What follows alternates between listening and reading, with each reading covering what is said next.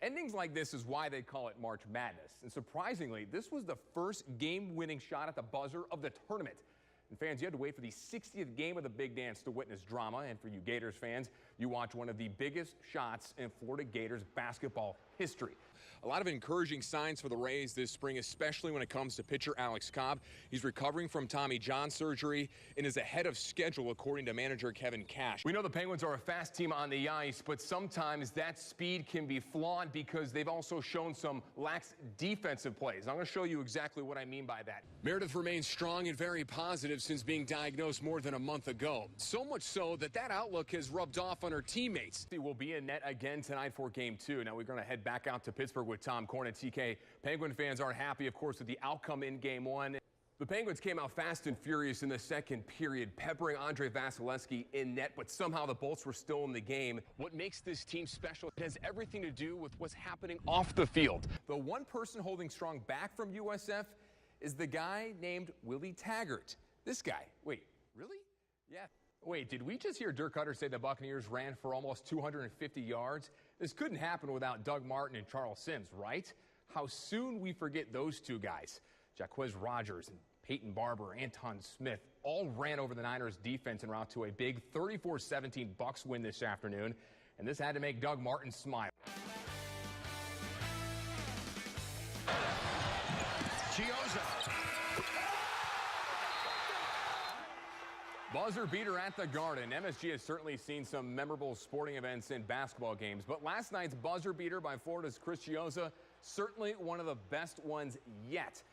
Endings like this is why they call it March Madness. And surprisingly, this was the first game-winning shot at the buzzer of the tournament. And fans, you had to wait for the 60th game of the Big Dance to witness drama. And for you Gators fans, you watch one of the biggest shots in Florida Gators basketball history.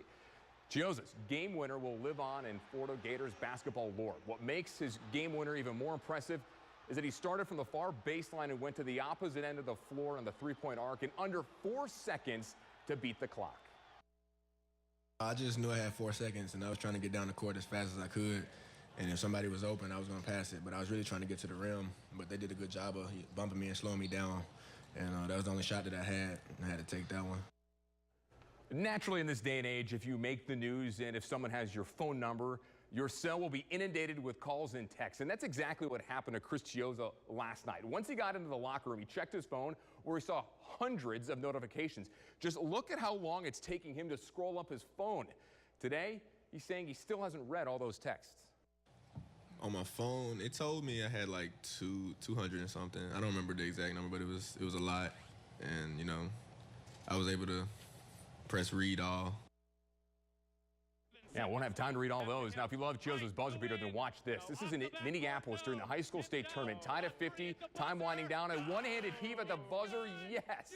The kid beats the buzzer to give his high school, Chaplain Park, the win in thrilling fashion. A one-handed heave. Now, this was in the quarterfinals. That team has since moved on to the state finals this weekend. How about that?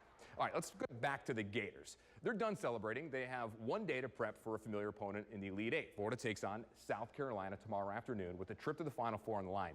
Now, these two teams split their regular season series with a win apiece, but this time it's obviously different.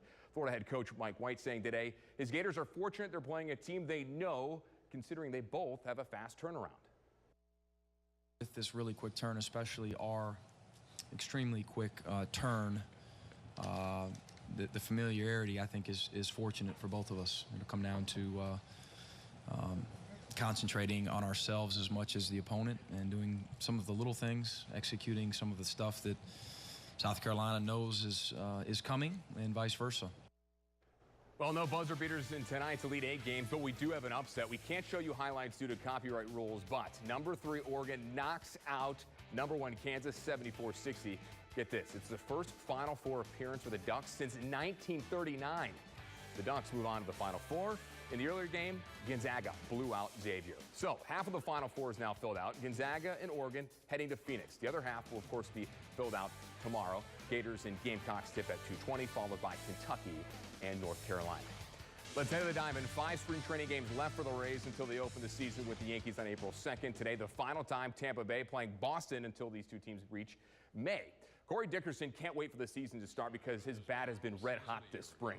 He's leading the team in hits and now he's tied for the team in home runs. Get out of here. Solo shot to opposite field, his 4th home run of the spring and his 17th hit of the spring, all team highs. But in the 3rd, Rays up 3-1. Blake Snell in trouble. Pablo Sandoval exit stage left. 3-run bomb on the picnic deck. Sox take the lead and the game. They win 7-5. Rays come to Tampa tomorrow to face the Yankees. Finally, USL opener for the Rowdies. Sellout crowd at Al Lang Stadium. 56-minute. Leo Fernandez draws a penalty thanks to a trip by the Orlando keeper. That set up this Georgi Ristoff goal, finding the back of the net. Rowdies on the board, and that proves to be the game winner. Rowdies win in their USL debut 1-0 over Orlando City B. Now, if you didn't get a chance to go out to St. Pete to watch the game today, don't worry, Rowdies back home next Saturday against Toronto. Stay tuned. More news returns after this timeout.